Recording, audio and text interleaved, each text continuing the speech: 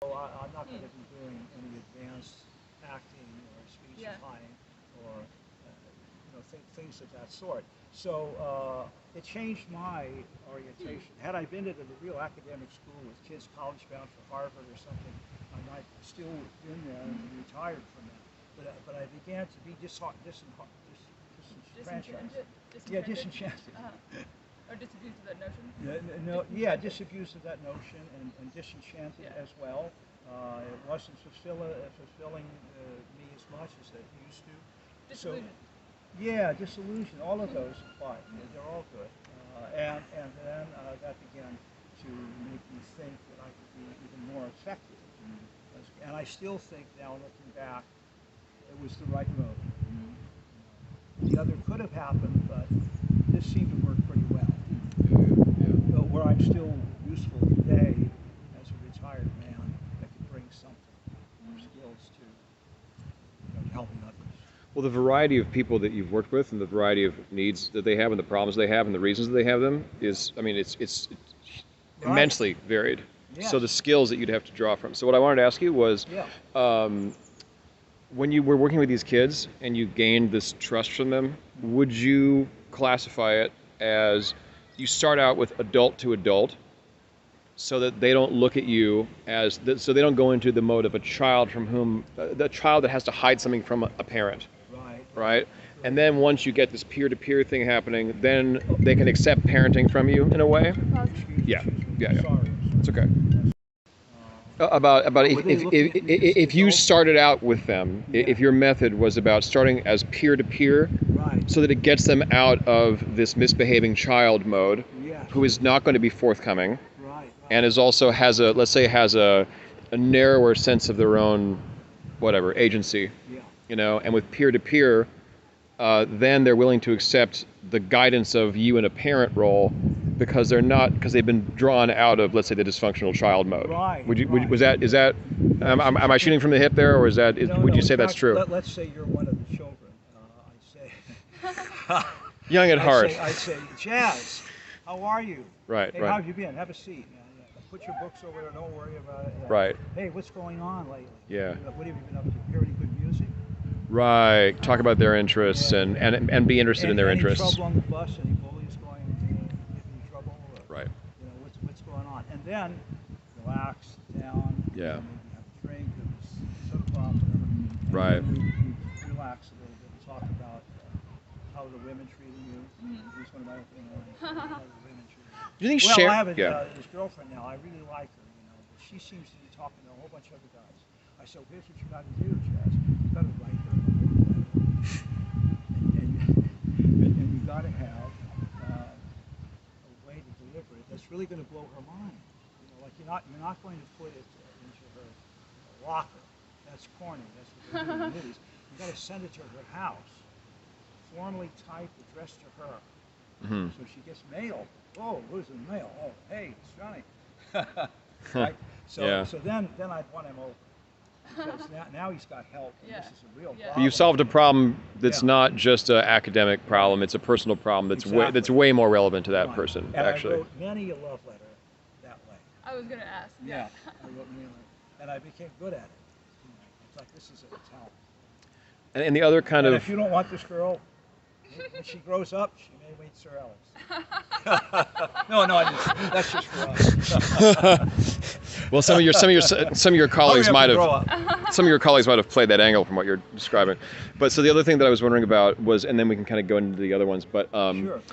What I found myself interested to know is the ways that, because you talk about let's say the patients, clients, or the people you're talking to, whatever you'd call them broadly. The manipulative behavior that they would direct towards you because you're this gatekeeper in a lot of ways. Right. I hold tickets. And you had various forms of gatekeeping in these different. Right. In these different roles. The way that these kids would try to manipulate you versus the way the halfway house woman would try to manipulate you. I'm interested to know the specific behaviors that they would engage in. Well, the women at the Penn were very sophisticated. Right. Right. They would get other women. I would also take care of the urine samples, drugs, and they would get other women to pee for them. Yeah. Wow. That kind of thing. Or they'd offer me heroin. Often. that was really what their choice was. Well, I guess when you're in prison a long time, going through lightweight stuff, you want something that's going to really put you away for a while. Did they think that you'd be interested in that? Yes. Yeah. Yeah. And one woman, Judy, said, "Alex, you've got to try this because you'd be perfect for this." I said, "What's it like?" She said, "It's the kiss of God." I've heard that. Kiss Still of death, stays perhaps. in my mind. Yeah. Wow. You know. And then one time I saw her out in front of the building, and may I do a visual? Please. This is Judy. Well, now you're totally off camera, just so you know. Wow, that's no good. Yeah, yeah, yeah. Let's see, maybe I can stay right here. Yeah, there we go. There we go.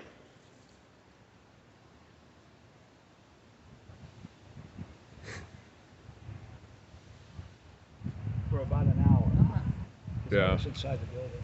Looking for sea Because I knew she was going to come in and fail her. Yeah.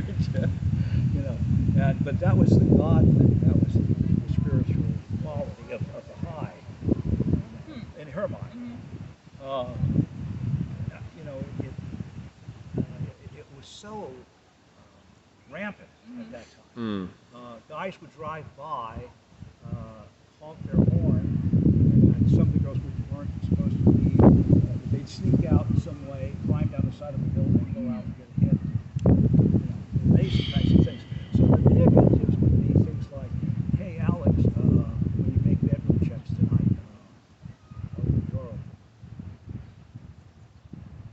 Something like that. Pretty Yeah. late, I can come in, spend some time. As you became more experienced with both the kids and the women, did you, like, were you initially more susceptible to some of the manipulative tactics, or did you recognize them from the start? I was more susceptible to the high school kids because there was the innocent factor to it. They developed crushes on teachers and counselors, and they would talk about it openly.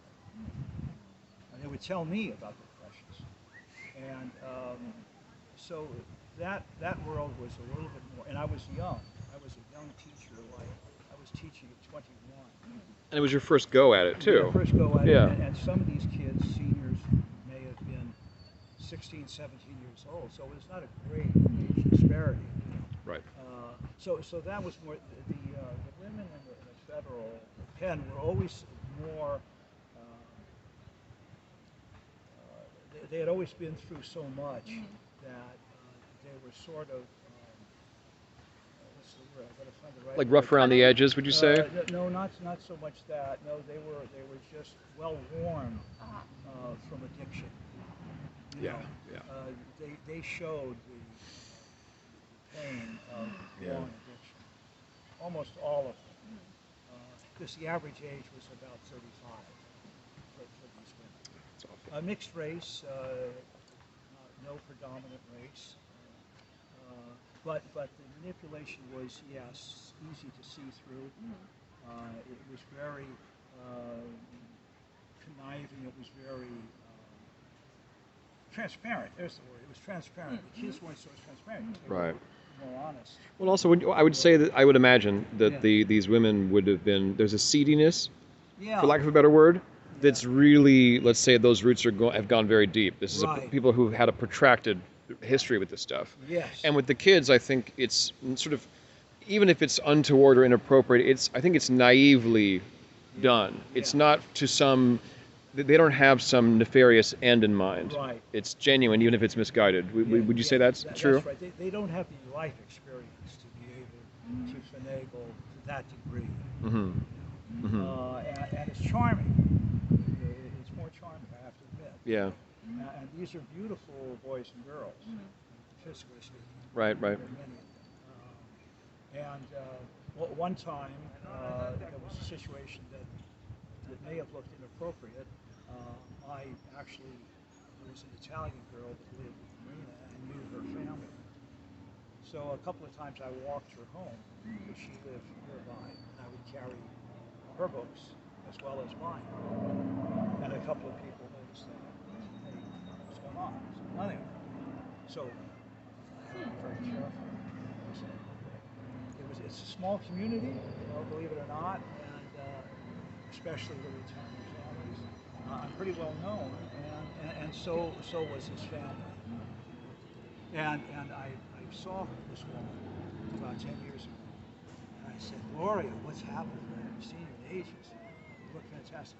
Oh, I got married to a sailor. We lived in Texas for a while. That didn't work. I had a couple of kids. Then I came back home. Family didn't want me. And she says, now I'm doing housework, cleaning houses. She's like 60. Mm-hmm. So it was just interesting. Oh, yeah, thank you. I'm dry. Yeah. Can we pause for a moment? Sure, sure.